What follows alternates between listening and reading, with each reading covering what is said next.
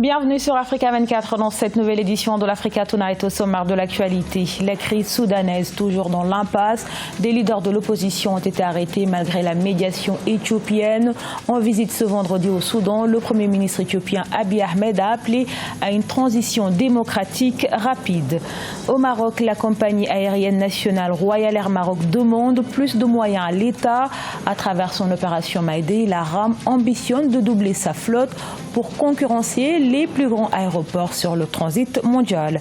Et après sa saison exceptionnelle avec Liverpool, Sadio Mané a été élu meilleur joueur de la saison par plus de 200 000 lecteurs de 11 mondial. L'international sénégalais est auteur de 22 buts pour cette saison. Mais tout d'abord au Mali, le mandat des députés est prolongé jusqu'en 2020. Un projet de loi en ce sens a été voté ce vendredi par le pays.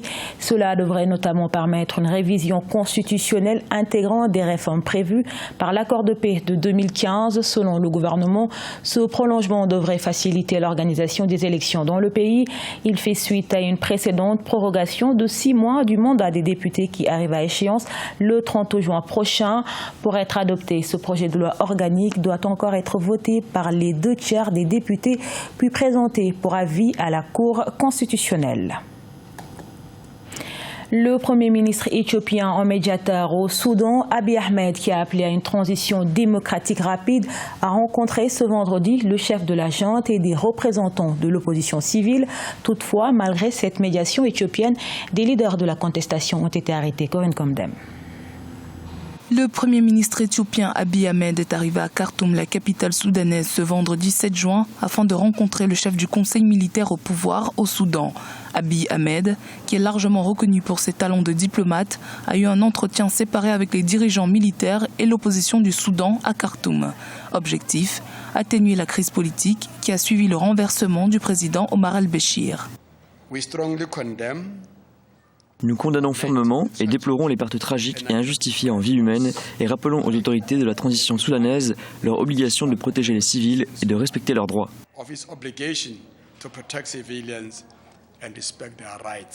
Pour rappel, les pourparlers sur une transition vers la démocratie dirigée par des civils se sont rompus cette semaine après une répression violente des manifestants soudanais menée par les forces de sécurité dans un camp de protestation lundi 3 juin.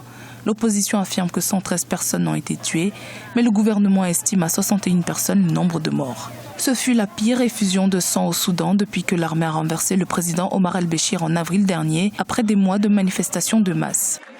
Nous demeurons évidemment très préoccupés par la situation au Soudan et nous avons proposé au gouvernement de déployer rapidement une équipe de surveillance des droits de l'homme des Nations Unies chargée d'examiner les allégations de violation des droits de l'homme commises depuis le 3 juin.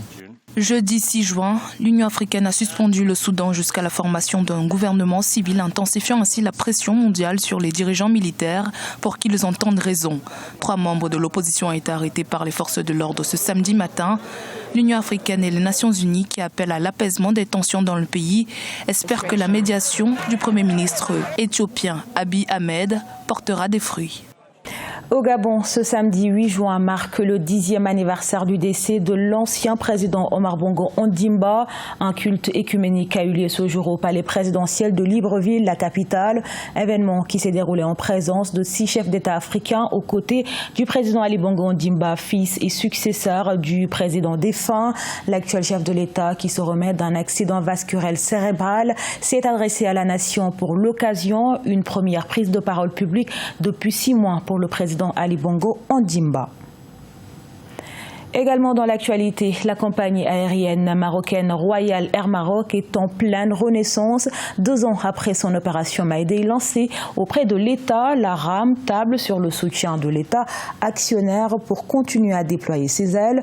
Objectif, doubler sa flotte pour concurrencer les plus grands aéroports européens sur le transit mondial. Vinanoda. L'opération Mayday de la compagnie marocaine Royal Air Maroc a fait écho auprès de l'État. Des bénéfices économiques, de nouveaux appareils commandés, des lignes commerciales ouvertes, un climat social pacifié. 2 ans plus tard, les résultats sont là, mais la compagnie fait face à une pénurie d'avions à l'approche de la saison estivale. Je pense que la pénurie est due aussi à une compagnie qui n'a pas su véritablement mener sa propre révolution pour pouvoir notamment mettre à niveau sa flotte, et ça montre que les entreprises d'État à un moment donné ont besoin d'une rationalité économique permettant de se moderniser très vite. La compagnie a pour objectif de doubler sa flotte pour parvenir à développer son potentiel et devenir numéro 1 sur le continent, mais aussi pour concurrencer Paris, Lisbonne, Francfort en tant que hub de transit mondial. 4 appareils de type Boeing ont été commandés par la Royal Air Maroc en ce sens. Elle renforcerait les lignes de moyens courriers dont les nouvelles destinations européennes inaugurées récemment comme Athènes ou Vienne. Et je pense que le problème majeur de l'Afrique, c'est les compagnies ont compris la manne qui va se dégager à travers cela, c'est permettre aux Africains de circuler. Donc les compagnies aériennes vont être obligées de s'implanter en Afrique pour répondre à ces critères-là. Et donc il y a une niche considérable. Il y a un enjeu financier très important. Dans le cadre de son développement, la Royal Air Maroc a annoncé dans un communiqué la création d'une nouvelle base aérienne à Laoun, au Sahara occidental. Les vols seront assurés à partir du 11 juin. L'ouverture de cette base renforcera les lignes déjà existantes.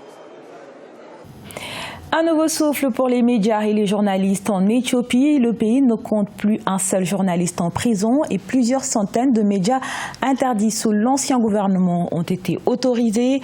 Le pays a d'ailleurs gagné 40 places au dernier classement de Reporters sans frontières sur la liberté de la presse. Aïssa Tobari.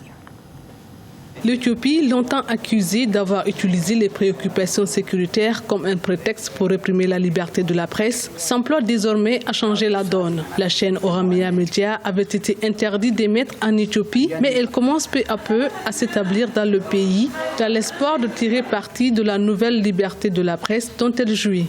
Le gouvernement au pouvoir voulait détruire tous les médias au service de la population, de la démocratie véritable et des droits de l'homme en les diffamant. Il a mené une guerre violente pour nous faire taire. Ils ont épuisé l'argent de la nation en essayant de nous bloquer. En 2014, 9 journalistes et blogueurs avaient été inculpés en vertu de la loi antiterroriste interdisant la publication d'informations susceptibles d'inciter à la violence. Boubechet Taï, rédacteur en chef de Gilel Post Magazine, a été inculpé et condamné à 14 ans de prison. Lorsque la loi antiterroriste a été conçue, elle visait la presse, les politiciens et d'une manière générale, elle devait dissuader la liberté d'expression. J'ai donc constamment critiqué cette loi. De nombreuses personnes ont été emprisonnées, y compris des religieux, à la suite de l'adoption de cette loi antiterroriste. L'Éthiopie a mis en place une commission chargée de réviser sa législation sur les médias dans le but d'améliorer les conditions de travail et la liberté de la presse pour les médias. Selon Reporters sans frontières, c'est la première fois en 15 ans qu'aucun journaliste n'a été arrêté ou interpellé dans l'exercice de son travail. À la page sport, auteur d'une saison remarquable, l'international sénégalais a logiquement été récompensé par les lecteurs d'11 mondial. Près de 200 000 personnes ont voté pour le 11 d'or 2019. Sadio Mané devient ainsi le 3e joueur africain à remporter ce trophée. Ange Noménion. Après une saison exceptionnelle avec Liverpool, Sadio Mané a été élu meilleur joueur du magazine 11 mondial. Il devient ainsi le premier joueur africain à recevoir le 11 d'or depuis l'Ivoirien Didier Drogba en 2004. L'international sénégalais qui s'apprête à disputer la CAN le 21 juin 2019 devance l'Argentin Lionel Messi et le Français Kylian Mbappé. À mon avis, au vu de la saison de Sadio Mané avec Liverpool, il a été en tout cas décisif à tous les coups. Moi, je pense que ce n'est pas, disons, une surprise. Depuis l'entame de saison, il a à lui tout seul symboliser, disons, à la limite, la réussite de Liverpool cette saison-ci. Ce 11 d'or récompense Sadio Mané d'une saison remarquable avec les Reds, avec qui il a notamment remporté la Ligue des Champions le 1er juin dernier face à Tottenham, 2-0.